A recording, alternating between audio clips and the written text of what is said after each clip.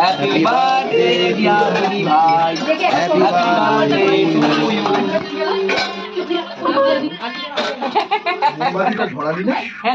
ধরি নেওয়ানো হয়ে গেছে। আচ্ছা মাকে দে, মাকে দে, সবাই কি দেবে? আরে আগে বড়দের দে। মামাকে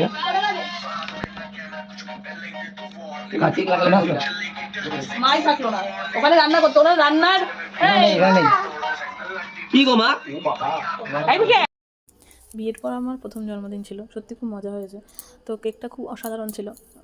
কেকটা দিয়েছে হচ্ছে সৌরভদার বান্টি দিদি, খুব সুন্দর হয়েছে, অসম্ভব ছিল ওদের কেকটা।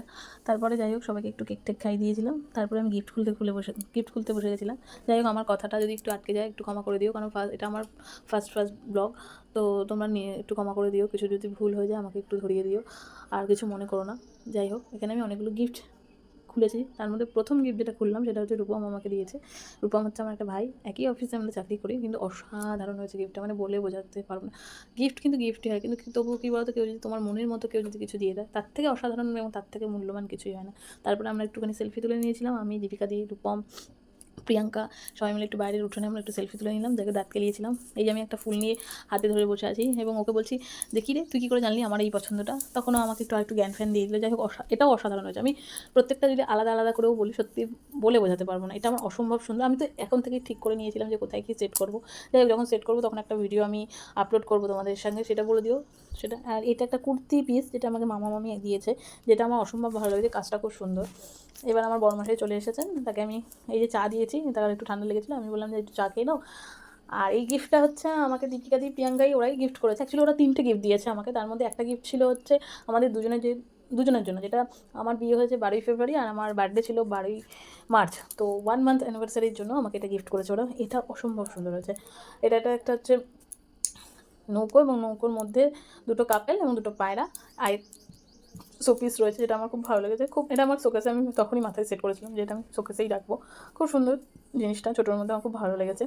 যেটা আমি ওকেই বলেছিলাম যে আমি তো অনেকগুলো গিফট করলাম, এবার তুমি খোলো, তার জন্য ওকে বলেছিলাম ওকে খোলো। ওর দেখতেই পাচ্ছ খুব খুশি হয়ে গেছে, মুখ দেখে সেটা বোঝাই যাচ্ছে। আমি আবার ওদেরকে আবার করে বললাম এটা কি টাইটানিক। যাই হোক আমি একটু দাঁত কেলিয়ে নিলাম এবং সবাইকে আমি আবার বোঝাচ্ছি যে এটা আমাদের অ্যানিভার্সারি গিফট 1 মান্থ। তারপরের গিফট আমি খুলেছিলাম, সেটা আমাকে দিয়েছিল একটা উইনচেন, ইভিলাই উইনচেন, যেটা আমার অসম্ভব ভালো লেগেছে। সবথেকে ভালো কথা, আমি কিছুদিন আগে প্রিয়াঙ্কার সাথে একটা মার্কেটিং করেছিলাম, সেটার ভিডিওটা আমি পরে দেবো, তোমাদের সাথে শেয়ার করবো। সত্যি কথা আমার ডোরের কিছু পর্দা কিনেছি, আমার উইন্ডোর কিছু কিনেছি। তো তার মধ্যে আমার ডোরের যেটা রয়েছে সেটা হোয়াইট কালার, এবং ওই কম্বিনেশনেই আমি রাখবো পর্দাটা উইন্ডোর, কিন্তু এখন সেটা কেনা হয়নি। সেটার সাথে অসাধারণ যাবে, মানে আমি জানি না ওরা, মানে এটাই বলে কানেকশান, কেন সত্যি বলে বোঝাতে পারবো না, যে অসম্ভব লাগছিলো। আমি আবার পারছিলাম না বলে ধরতে, আমার দিদিভাই বলছে আরে এইভাবে ধরতে হয়। তো যাই হোক পরে আরেকটা গিফট হলাম, এটা আমাকে দিয়েছে হচ্ছে তিতলি, আমার বহু বছরের, প্রায় 19 থেকে 20 বছরের ফ্রেন্ড। তো সব আমি আনএক্সপেক্টেড গিফট পেয়েছি। আমি প্রথমেই বলেছি গিফট হলেও, কিন্তু সত্যি কেউ যদি তোমার মনের মতো গিফট দেয় না, তার থেকে আর ভালো কিছু হয় না। তো এটাও একটা ফ্লাওয়ার ভাজ। তো এটার আমার কম্বিনেশনটা ভালো লেগেছে, দেখো পুরোটা, মানে ও যে ফ্লাওয়ারটা দিয়েছে সেটার সাথে যে টবের যে কম্বিনেশনটা, সেটা আমার খুব ভালো লেগেছে। এটা আমার খুব সুন্দর লেগেছে, দেখতেই পাচ্ছ যে অসাধারণ লাগছে। আমি গিফট করেছি, সবাই বসে বসে দেখছে। জন্মদিন হলেই মানে নিজেকে একটা মানে সেই সেলিব্রিটি। এই ভিডিওটা তোমাদের আগে আমি আপলোড করেছিলাম, তোমরা অবশ্যই হয়তো কেউ দেখেছো। যাই হোক যদি ভালো লাগে একটা লাইক কমেন্ট শেয়ার করে দিও। পরে ভিডিও